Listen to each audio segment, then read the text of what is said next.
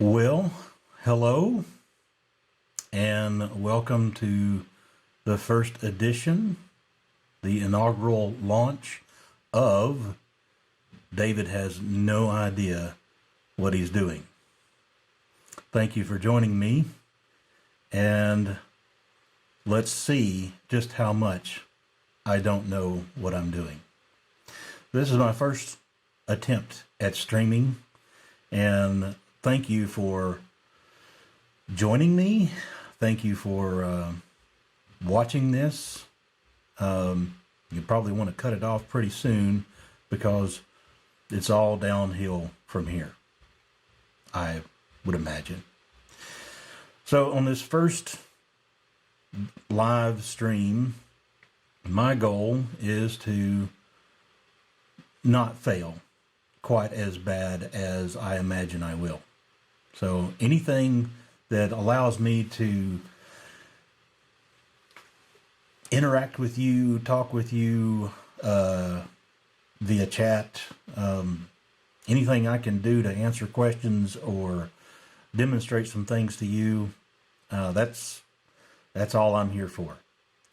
So I'm going to be drawing some stuff today. So today is going to be me talking about drawing and illustrations. That seems to be the most popular topic that people responded to when I put some info out on the Twitters.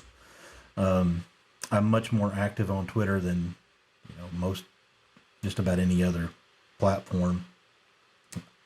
And first of all, can everyone hear me okay? Those of you that are in the chat, if you could give me a thumbs up or let me know how the audio quality is doing. And, any comments on the video so far. Since I am completely new to all this stuff, maybe you can let me know if I'm already failing at some of the basics. Okay, so you're probably right, Kevin. Thank you for pointing that out. The video and the audio may be a little bit out of sync. That may be because I've got my audio going into, instead of coming from the camera, it's coming directly from my audio interface, and that might be, there's going to be some latency between that and the HDMI output of my camera. That's inherent.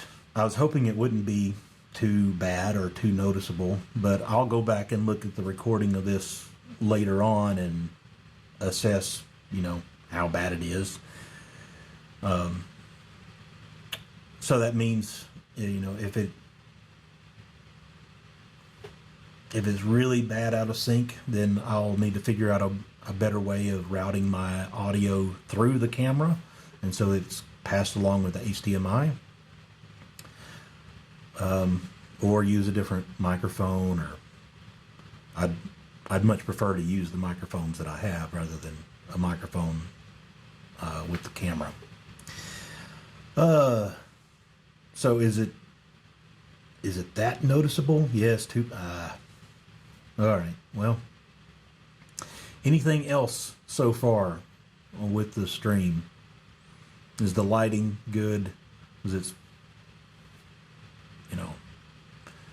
am I presentable? I did get a haircut last week, which is like the first in months, and I'm so grateful that that was able to happen. Man, I had some nasty stuff going on. So pretty. Oh, well, I couldn't get the full beard in frame, so maybe I'll have to get the, eventually the beard will catch up again. Thanks, Kevin.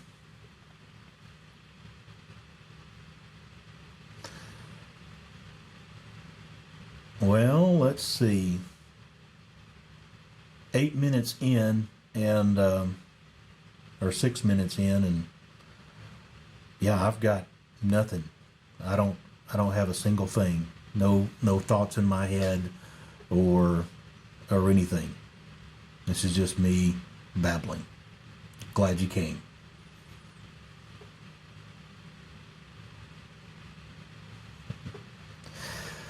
All right. Well, now we're going to try something different. As I said before, this particular stream is going to be about drawing and illustrations, and I may have, a separate stream at some point to talk about coding and doing some JavaScript or Node.js or something like that. But this one's about art, and maybe I'll do a stream on music, playing guitar or some facet of music, or maybe eventually I'll come up with some idea to combine all of them. So drawing and music and coding all in the same setting. I think I could come up with a project for that. Let's see. All right, so with the setup that I have, I should be able to switch cameras so that you can see what I'm drawing. At least that's the goal. So I'm going to switch over now, and you should now see my keyboard and off to the side my iPad. So I'm going to switch places, move the keyboard out of the way, get the iPad over here, and this is where the magic happens. Let's see. Good. It still knows who I am. So when I draw, for those of you that don't already know, I use an iPad and the Apple Pencil, and I have not the latest generation iPad, but this is the iPad generation 3, the first one where they created this new design where the pencil snaps on magnetically to the top and charges wirelessly. And I am super stoked that I was able to get if I can get it to come into focus. Apple lets you customize your some of your gear, and so I was able to get a pencil made with stamped with my Twitter handle on it. That's fun. So there's several apps that I love to use on the iPad, and that's, to me, that makes all the difference. Like, I've tried other tablets, other operating systems. I've tried drawing on a Surface Pro and other things. And the thing that makes the biggest difference for me are the apps. Like a Microsoft Surface, it's great technology. The pen works really well. The screen, the whole, hardware wise, it's great. But the apps that are available for iOS are just so far and above better, in my opinion, than what's available for Windows. So the apps that I use on a regular basis are Procreate, which is this little guy right here, Affinity Designer that I have next to it, which is for vector-based drawings, and vector means these are like mathematically generated curves and so forth. You can make those, scale those images up as large as a billboard, and they're not going to lose any quality because they're based on math and data points and data, even though it's got a graphical interface where you can draw using tools. Under the covers, it's all data that can be zoomed in and out. That's the gist of a vector based rather than a bitmap or or raster based image. A raster image, like you take with your camera, means all those bits are mapped at once, and if you try to blow up an image, it just gets grainier and not as clear, because the software that's doing the zooming in has to extrapolate what that stuff may look like at a higher resolution. That I didn't know I was going to go into that rabbit trail. All right, so the other apps that I use, and I've got a bunch of them on here, as you can see, but I used to use Adobe Draw a lot for line art. I don't use that one as much anymore. Concepts, which is, by the way, available on Windows and desktop and other places besides iOS. It's one of the few that's cross-platform. It's really good for, I think, for doing sketch notes and things, because Concepts took a different approach than most other drawing apps in that there's a canvas, but the canvas is infinite. So there's no bounds, top, bottom, left, right. You can draw as large of a drawing as you want to, and you'll never run out of space, theoretically. You may run out of memory if you've got, a huge drawing with lots and lots of layers and so forth, but theoretically you don't run out of canvas. And so for doing things that are like you don't know ahead of time how large a drawing is going to be, which could be like a sketch note. You don't know how much you're going to end up sketching. Concepts is really good for that. And then the other one I want to point out, or the other two, is Adobe Fresco, which is kind of the spiritual replacement of Adobe Draw. This one is fantastic, and if you're an Adobe fan, this would be the one to go for. But it also requires a subscription. Like, some of these apps are free, some of them you pay for one time, like $5 or $10 or as much as $20, but you own that app and you get updates from then on. Adobe Fresco is controversial in that it's a subscription-based service. Now, I think it's like $8 a month or $10 a month. I don't even remember. I don't use it because one of the reasons is I don't want to pay a subscription for it. And then the app that I use for doing illustrations for the talks that I give, like my slides, most things silly things you see on Twitter with hand-drawn doodles and lettering and so forth. A lot of those are done with Sketches Pro. But the app that I'm going to work with on today is Procreate. And so Procreate has a ton of features, and this is not, my guess is the stream is, although you might learn something from it, it's not going to be necessarily a tutorial. I'm just going to walk through drawing something that I had in mind for today, and you can ask questions or send me comments. I will try to make sure I take a look at the comments. Bald Bearded Builder, Michael, right? I believe. Fresco included in Creative Cloud, or is it a secondary subscription? I don't know the answer to that. I want to say that it is not included in Creative Cloud. But I don't know that for sure. It could be cheaper if you already have Creative Cloud.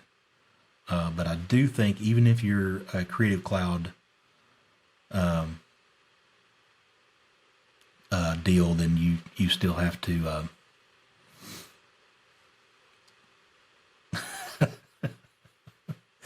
Yes, I remembered your name. Sometimes I can connect names with handles and Twitter faces and things and so forth. Did the iPad replace a sketchbook? Or is the question, can an iPad replace a sketchbook? Let's see. So I think there's an app called Sketchbook, maybe. Oh yeah, did the iPad replace a sketchbook for me personally? Yes, because when I started drawing a few years ago, I I went direct to digital. I did not come from drawing on traditionally on paper. I quick story. I'll try to keep it short, but I was I drew when I was a kid. I doodled in class. I would draw some things every now and again at home. I think it was fourth grade. Me and another boy, we were big into reading Mad magazine and Cracked magazine and some of those around the time. And our we had this idea that we would create our own version of Mad magazine.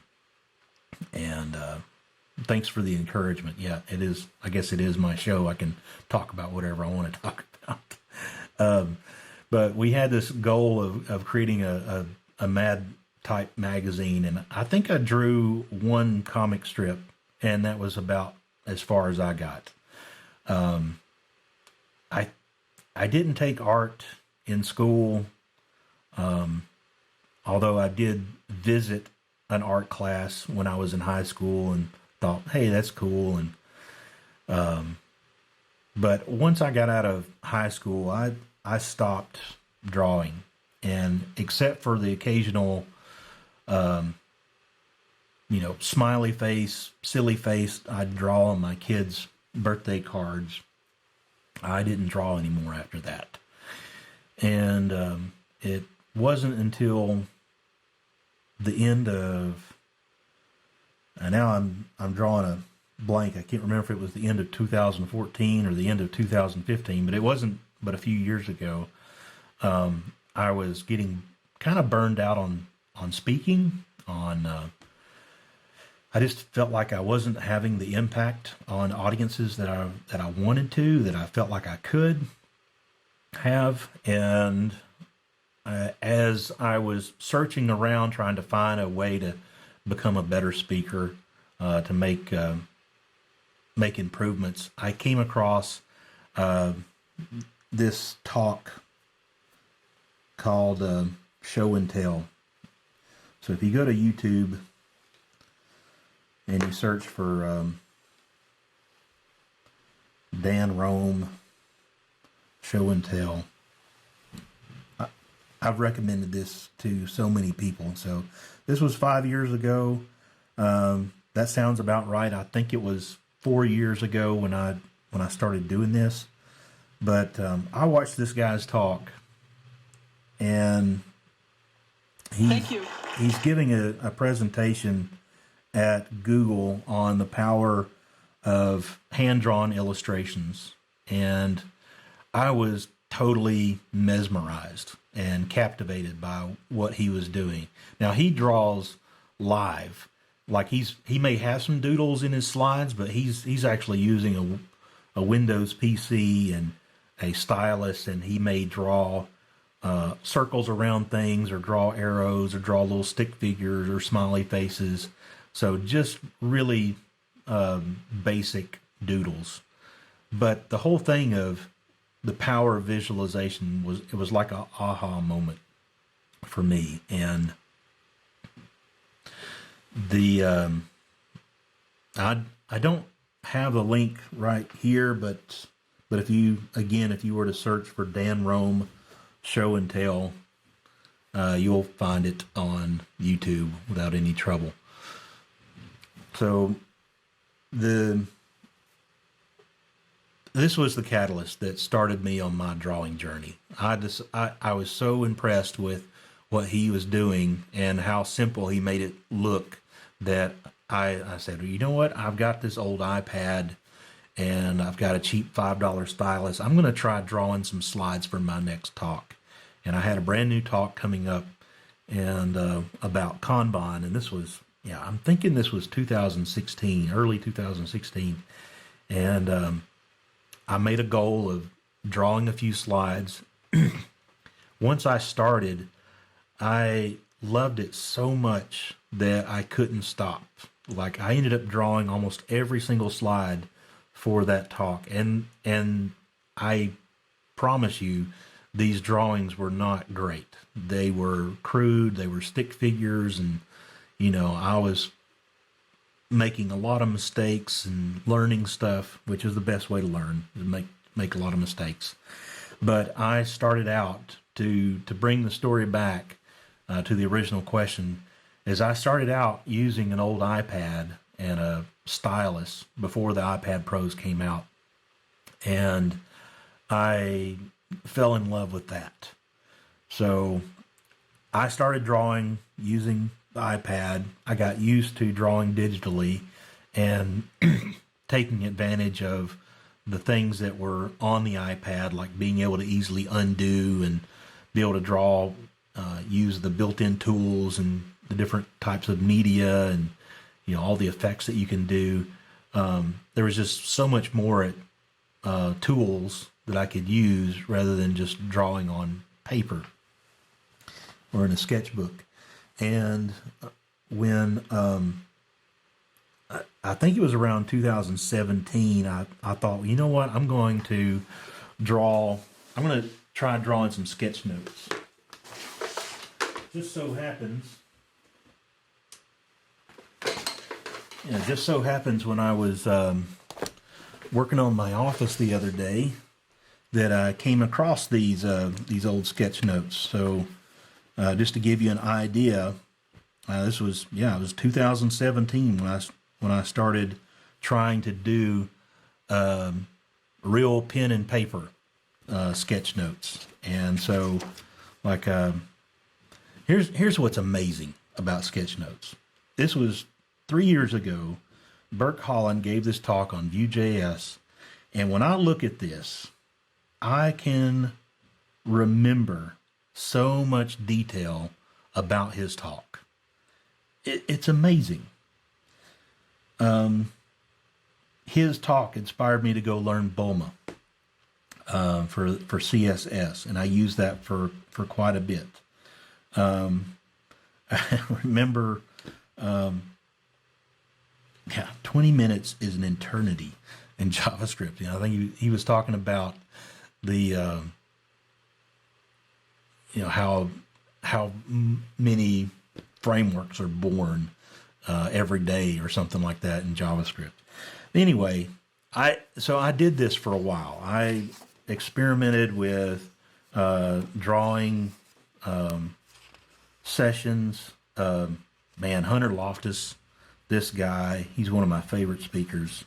And this was one of the best talks on Node.js I've ever been to. Things that they had learned at Heroku on hosting Node.js. So I did those at Connect Tech, and then I started drawing some more on paper. October of 2017. Horse.js. So these are some doodles that I did for a while just to try to do some, try to go back the other direction, where I would, see if I could, if it would help me to be a better illustrator if I did it the traditional way, of not using digital media, but drawing on paper. Here we go. Good morning. if it is a good morning, which I doubt. Good old Eeyore.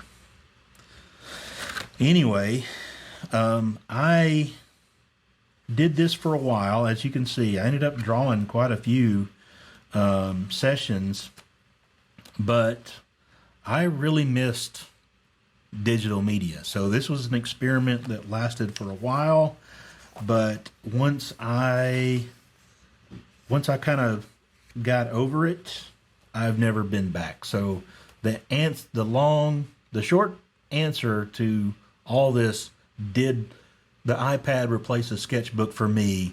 Yes, it did, because I have not used any kind of physical sketchbook and pen and paper ever since. I did this for a while, and then I switched to drawing sketch notes on the iPad, and I've done that ever since. Just to give you an idea, like this past weekend, there was a conference called Let's Sketch Tech, which was fantastic. And I did all my sketching in Sketches Pro, which is my go-to app for doing a lot of sketches, because the pens that are in Sketches Pro make my handwriting look so much better.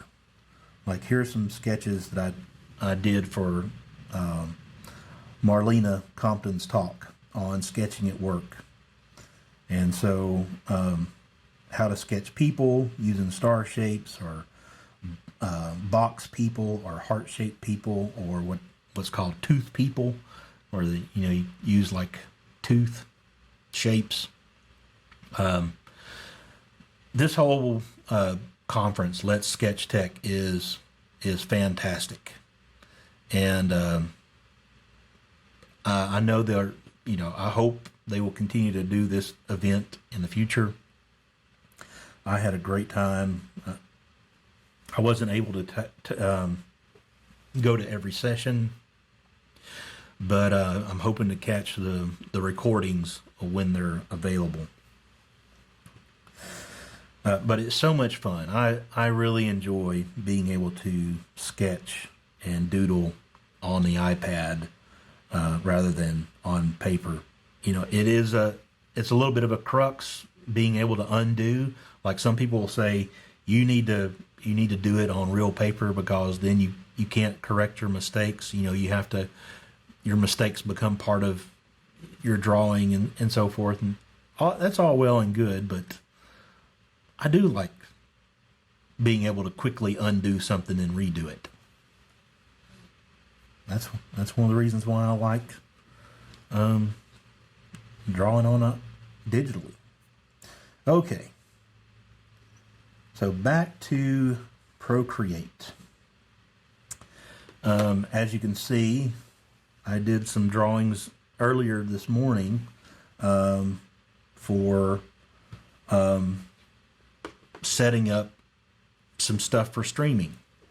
I created this image called for I'll Be Right Back, so that if I needed to, as I've learned, if I need to step away, I can switch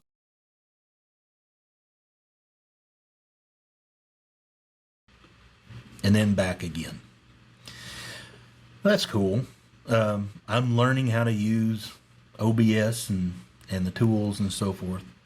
So Bald Bearded Builder asks, is there a pen you recommend? Well, there is, for iOS, there is no better option than using the Apple Pencil. It is absolutely amazing. The accuracy, the pressure sensitivity, it's all, besides maybe a expensive Wacom technology, there's nothing better out there that I've tried. And certainly there is no better pen for iOS than the Apple Pencil, because the technology is paired so well together. Let's see. What I was going to say is the good news is the latest generations of the iPads support the first generation Apple Pencil, which is still it's fantastic. The drawing experience with the first generation Apple Pencil is every bit as good as the second generation. So the second generation is only currently for the iPad Pro generation 3 and above, and it's the one that connects wirelessly at the top or magnetically at the top. The older pencils have a cap on the end with a lightning port jack, and you pull the cap off and you either plug it into the side of your iPad or you plug it into an adapter to charge it. So I love what they did with the magnetic version. So it's so much easier to use. If I don't have a lot of experience with outside of iOS, but if you are using, if you're wanting to draw digitally on any other platform, the pens that comes with the Surface Pro, or that you can get for the Surface Pro and the Surface Book, works really well. There's a phenomenon with those pens that it has a little bit of jitter to it, a little bit of wave. Now, some apps will correct that where it will help smooth out your lines, but without correction, if you're trying to draw a slow, smooth, straight line on the Windows tablets, you'll get a little bit of jitter, a tiny bit of wave to it, which is okay. It's not that big a deal. I would highly recommend that if you're going to want to investigate any digital drawing at all, that you check out Brad Calbo. So his name is spelled Brad Calbo, and you can find him on Twitter. He's got a fantastic YouTube channel. He posts stuff all the time on reviewing tech for illustrators, and he's got reviews of iOS versus Windows, Android tablets, different pens, and he's the go-to guy. He knows way more about all that stuff than I do. I just have experience on iOS for the most part. All right. So I want to draw something, right? I mean, that's kind of what the goal was for this streaming session. And fantastic. I have 6 viewers. This is amazing. My very first stream. And I have greater than 0. And I count that a success. I always tell people, like when I got into public speaking, a room with more than 0 was a success, right? Yay! Good morning, Calvin. Good to see you there. Let's see. Sorry, I'm gonna draw something. I had an idea, a little bit of inspiration from last night, and I'm gonna tap on this plus in the corner to create a new canvas. And there's a lot to choose from. I can choose the screen size, I can choose square, 4K size, lots and lots of things. Let's see, I'm going to do 2048 by 1024, so I get this wide deal. And the reason why I'm picking this particular size is that it's good for social media. If you were to, when you post an image on Twitter and Instagram prefers things to be square, but most social media, if you get that 2-to-1 ratio, is actually a really good size where you'll see most of the image when you're looking at it in a Twitter feed or something like that, or if you're creating an image for a blog post, this 2-to-1 ratio of at least 1,500 pixels wide is kind of ideal for like those preview images that you'll see posted on Twitter or whatever. So just a little bit of trivia there on social media. All-star chat cast. Yeah. Yeah. Thank you folks for supporting me in my first stream ever. Okay. Let me take a sip. Hot beverage. And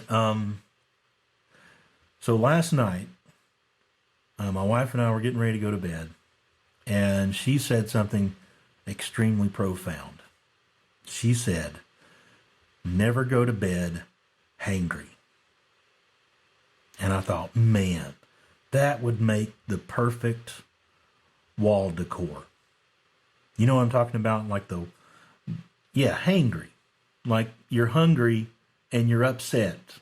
You know, you don't want to go to bed feeling hungry, and like the Snickers commercials, where you're not yourself when you're hungry or when you're hangry. Yep. So my thought was, those fancy Pinterest style wall decors that you've seen, places like Hobby Lobby. They have a bunch of these kinds of things where let's take a look, right? So part of drawing is finding inspiration. So wall decor. Yeah, so I searched something earlier. Live, laugh, love. These types of things where you see them up on the wall, and they got modern scripting type stuff. Nicely framed. Palette wood, or stencils that you put on a wall. And there's another one. We even have one in our home called "Always Kiss Me Goodnight," and it's like above our bedroom door, so that we see. It's on the inside of the bedroom, so that we see that before we go to bed at night. So now, we get a lot of my sticker ideas come from, just like any artist, you steal ideas from other people, right? Or comedians. You have to find source material in the everyday life and everyday things. The goal of a comedian is just to pay a little more attention to reality, and you start to pick up on things. And that's kind of what I've learned being a public speaker and so forth, is as I'm trying to be an amateur comedian at the same time. And so I try to find things in life that are humorous, to be able to post on Twitter or make it a part of one of my talks, or to draw something silly, so that's the goal, right? Target's has a bunch of women's shirts that have, variations on these things that are, make things silly. I'm trying to be an amateur comedian. Yeah. Right. Yeah. I just want to make the level of amateur comedian. I don't have any aspirations of being a stand-up comic, but man, I do want to be funny. I do want people to enjoy the stuff that I do, like the stickers I make and t-shirts and silly drawings. I try to be funny. So the goal is I want to draw some wall decor to match that statement. Never go to bed hangry, which is perfect, because I think there's like an old proverb or a verse in the Bible or something like that says, don't let the sun go down on your anger. So this kind of plays off of that too, where it's it's a good idea to not go to bed angry. You want to, or, but, other times it might be good to sleep on it, if you're trying to work something out. Yeah, something about making other people laugh. So, thinking of wall art and things like that as kind of an inspiration, that's the goal. And there's a lot of wall art I've seen over the years that mixes script with mixes two different kinds of fonts. I don't know if I can find one that kind of matches what I'm thinking of, but like this one might be an example where you've got a script and then you've also got some regular words or regular serif type font. Now if I were cheating at doing this, I could just open up something like Affinity Designer and use the fonts that I have and come up with something that looks all beautiful and pristine and perfect. But that's part of the goal of doing hand-drawn stuff is you want some character to it. You don't want it to be perfect. Part of what makes hand-drawn stuff interesting is that it has imperfections. And that's what I want to be able to do when I draw something is to include those imperfections. That becomes part of your drawing style and your character. So my thinking is that I'm going to do something like use just regular capital letters,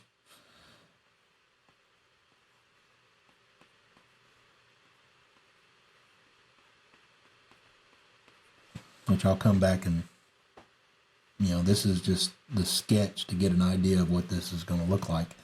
Never go to bed. And then I want to do something like one of those script fonts that makes it look like it's really fancy, like you would have bought it at Hobby Lobby or on a shirt of a Target t-shirt or something for ladies. So one thing I could do is that I have done in the past is to go to a place like Google Fonts, and what I'll do is I'll type in the word that I want to, I'll find a font that I like, and then I'll type that. The Google Fonts has the ability where you can type in your own phrase or your own words into a preview, and I'll preview that text, and then I'll take a screenshot and then import that into my drawing and use that as a reference. One of the cool things about Procreate, the latest versions that they have, is, I'm going to create a new layer here, is you can add text. Hit the wrong button. You can add, you tap on the wrench up here, you got all these things you can add, and one of these options is text. Haven't always been able to do this with this app. This is one of the new features. So I'll type in Hangry.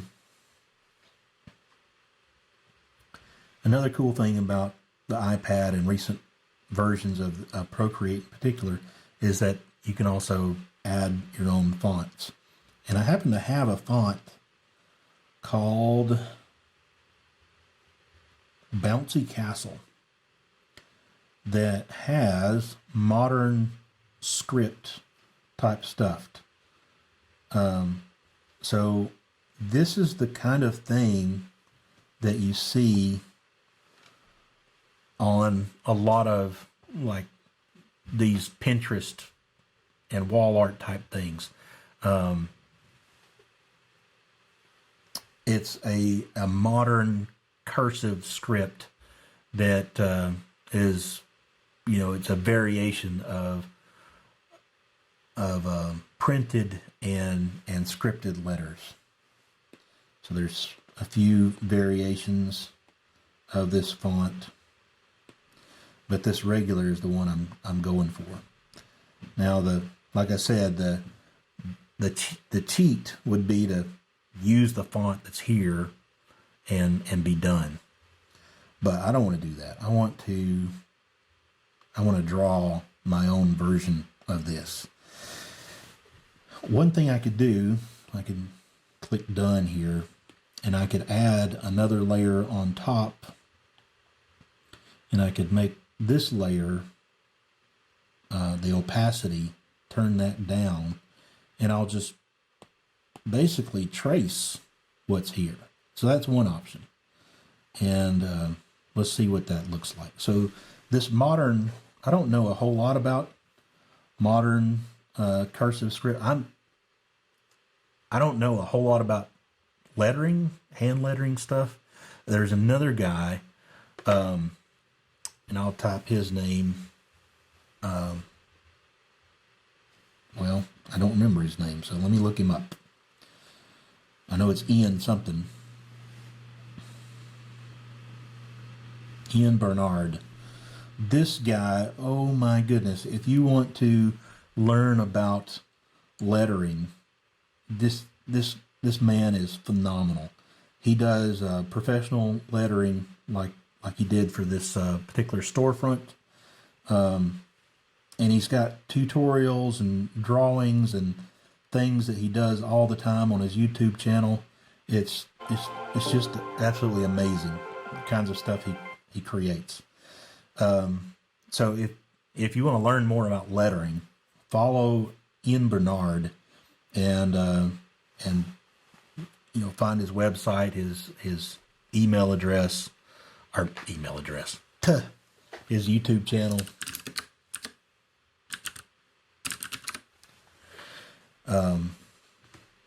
So his Twitter is Ian_Bernard.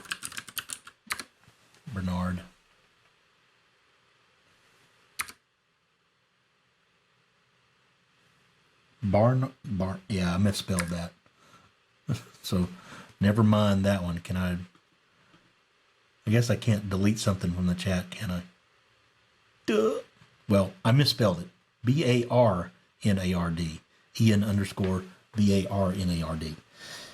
He's fantastic. Where was I?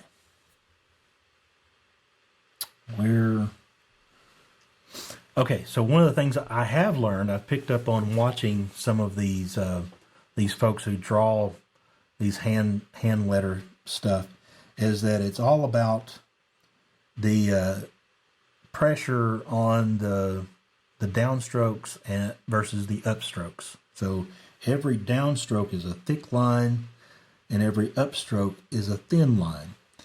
When you're using something like the Apple Pencil, you can apply pressure and get this same kind of effect. If you don't have a pressure-sensitive drawing utensil, or using a pencil on paper, you can still do this. You just have to go back and like if I were to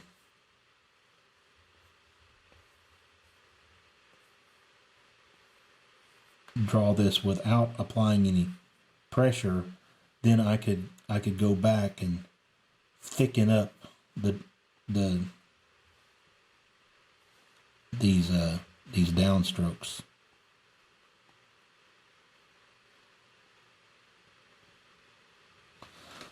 Like that.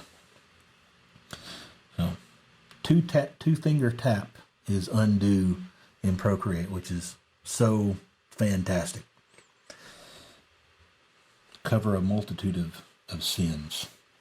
All right, so first attempt may be to just trace over something. So let's try that. I'm going to try to use pressure.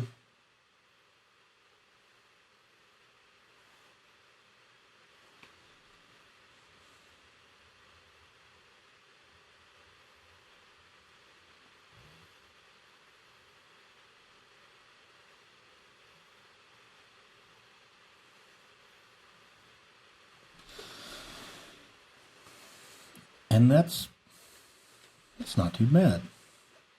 It turned out way better than I expected it to. Too good, in fact. So the other thing we could do, or I normally do, is instead of tracing, is I'll look at something as a reference. And I'm just going to move this up here somewhere. I'm going to hide my never go to bed, Hangry. I'm going to move this one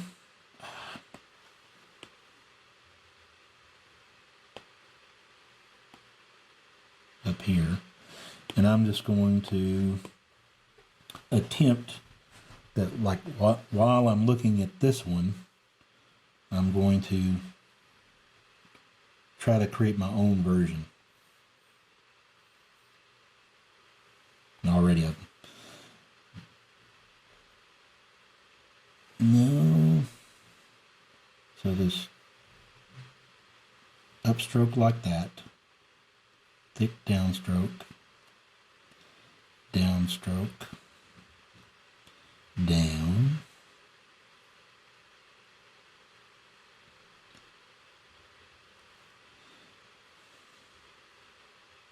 Alright, I'm out of room. I don't like this is where this is going. Let's go back and try this again. So one thing that helps, even though a lot of times the apps do a good job on iOS of detecting palm, and like palm rejection, so I'm not drawing with my side of my hand. It still might cause my screen to jump around a little bit because it thinks I might be pinching to zoom or to move. So a nice thing to have is a drawing glove, and this is typically a black glove that covers these two fingers, and this side leaves these two fingers exposed, and it just creates that barrier between your hand and the screen. I don't have one of those handy at the moment. Handy, get it. So sometimes it gets a little frustrating when the screen's jumping around. Where am I? I guess I did too many undos. So I'm just going to go for my own version of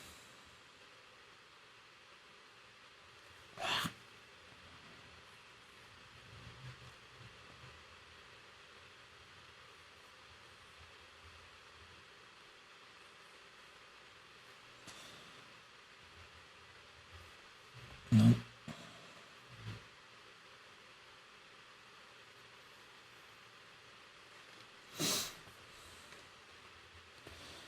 That looks kind of like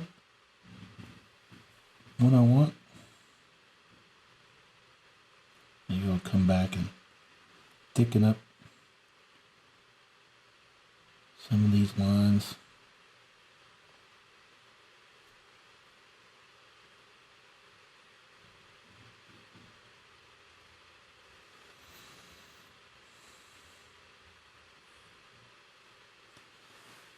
And I can use an eraser. If I want to erase this guy over here, maybe just do the H over.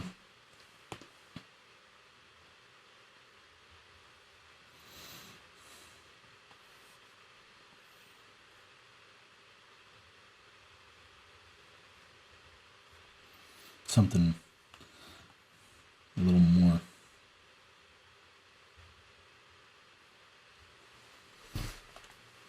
different. I don't know. Or, I could try making the H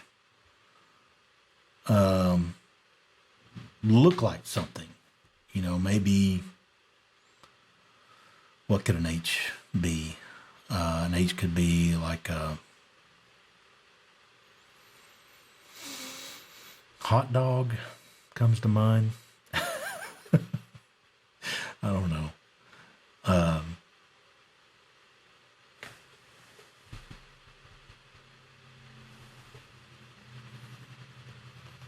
Or I could use something completely different.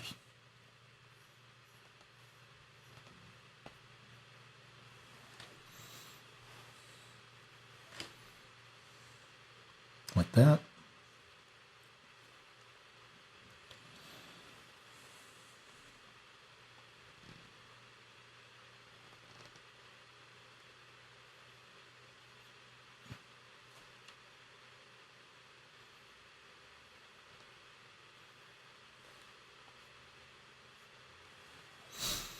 I don't know, something different.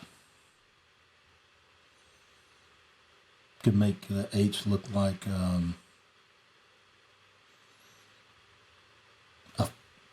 some kind of utensil, like a fork or a pear. Or yeah, I could do like a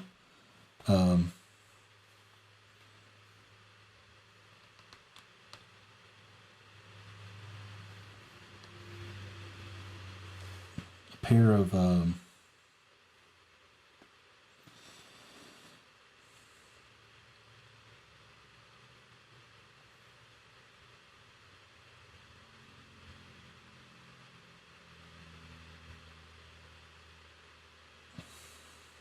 just drawing something from memory. Ideally you want to come up with a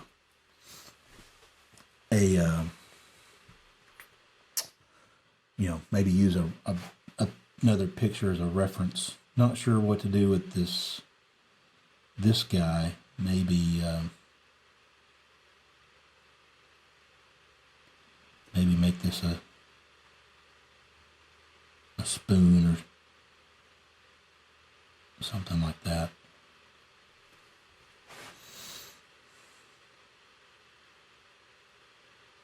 That's cool. So we got our Hangry, and I could go back later on and make something a little bit better. So let's hide the Hangry text and maybe come up with a final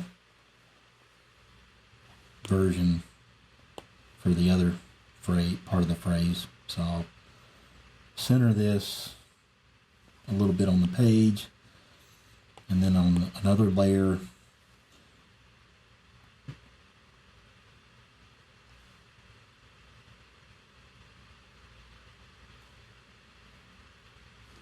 draw the other part of the phrase.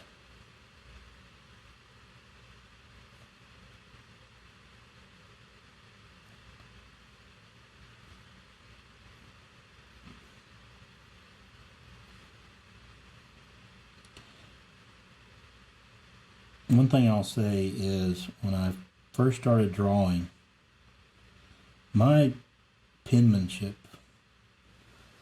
is absolutely terrible. Like, I could have been a doctor or something, I guess. My natural drawing ability, or the way I would letter things, my penmanship was terrible, mostly unreadable.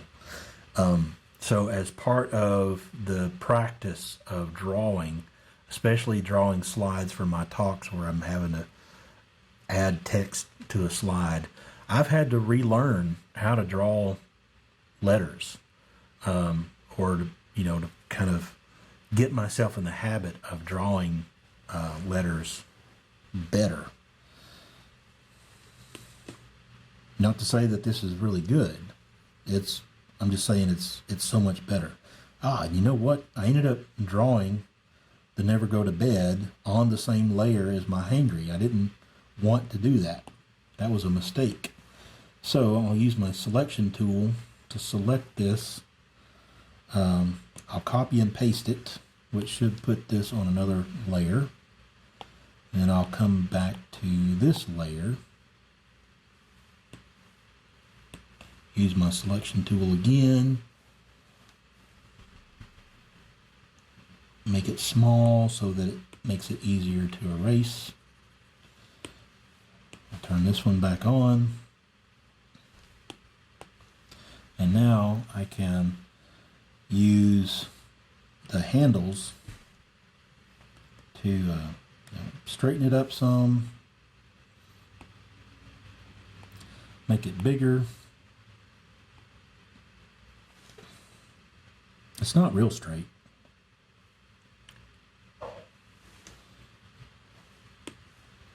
Maybe I'll make this one bigger.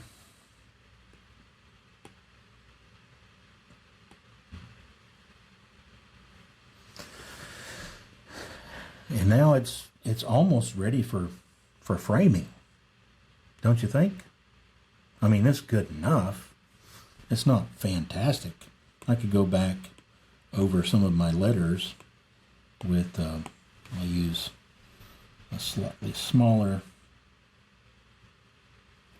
I could do things like thicken up some of the lines.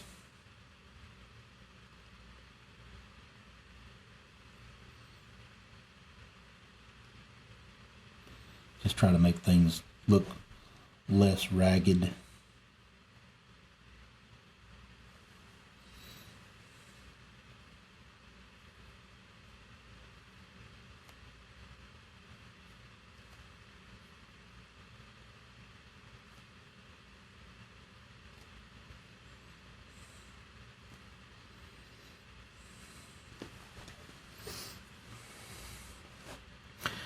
And now I think I'm ready to send this off to a printer and hang it on my wall.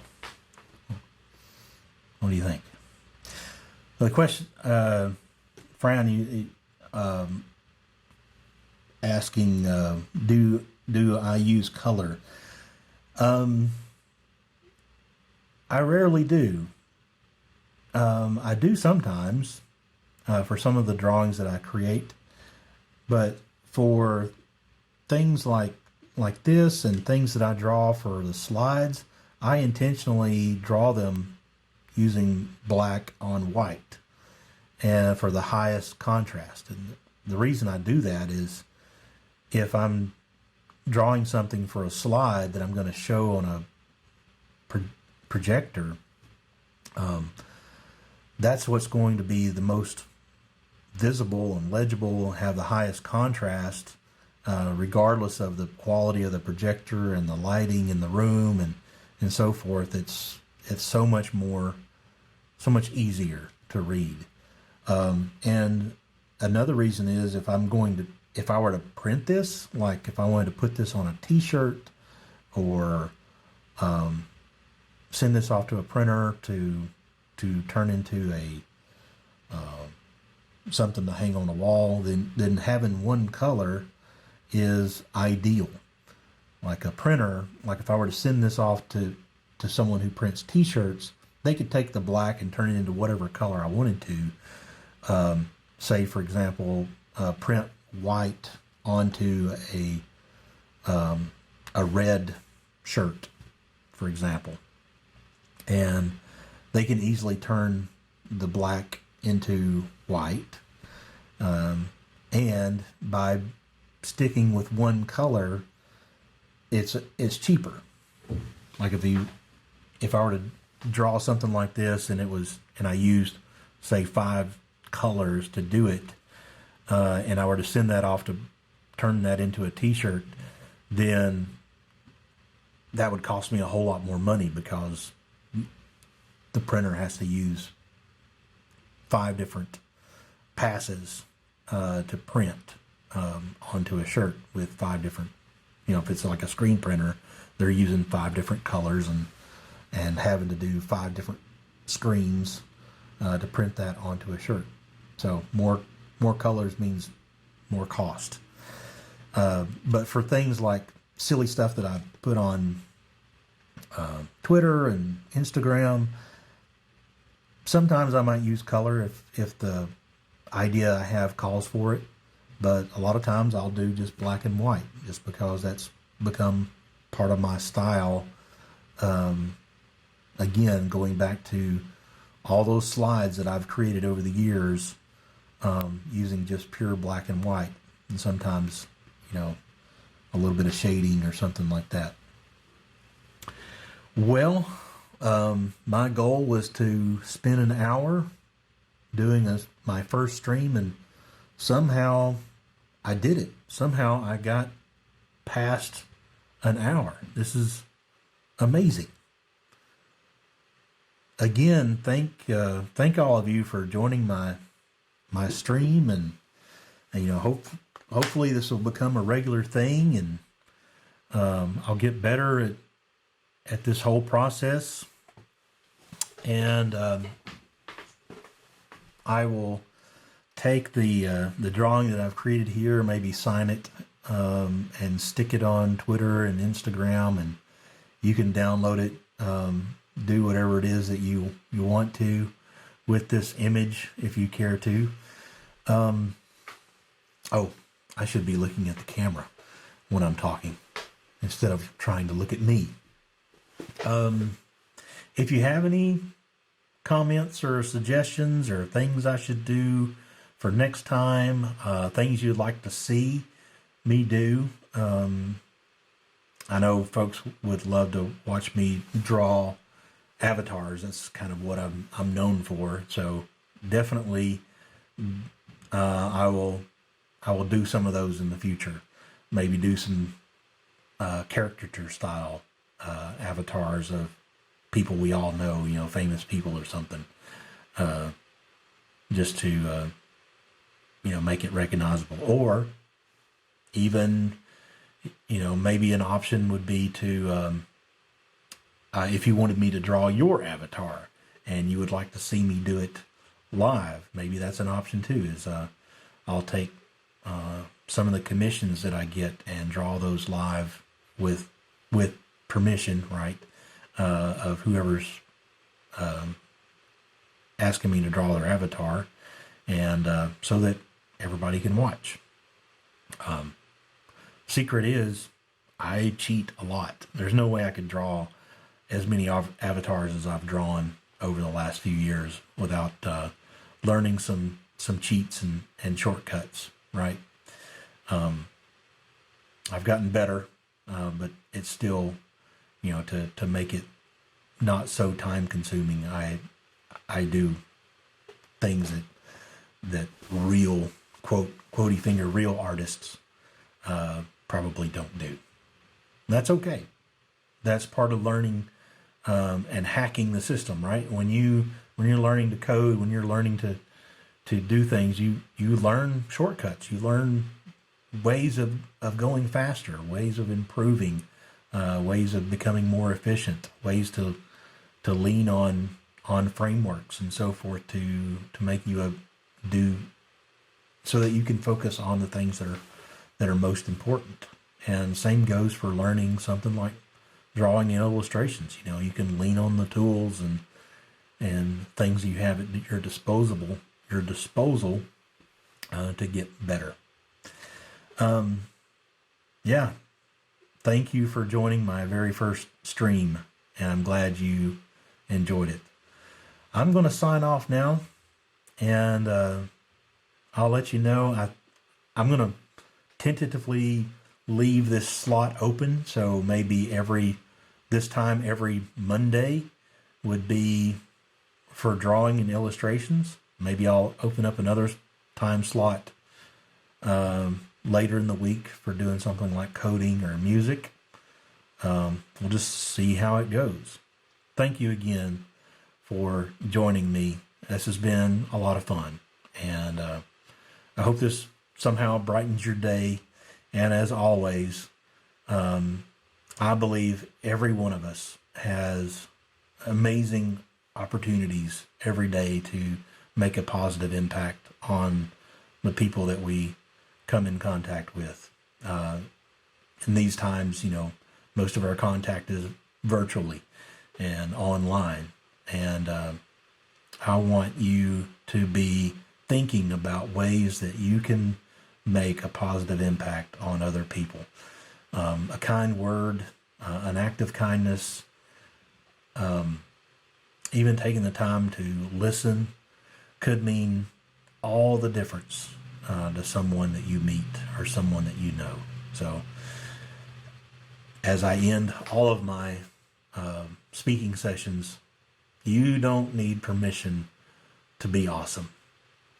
You get out there and you do amazing stuff, and let me know about it. Share it with the rest of the world so that we can celebrate the cool things that you're doing. God bless you, and I hope you have a great rest of your day.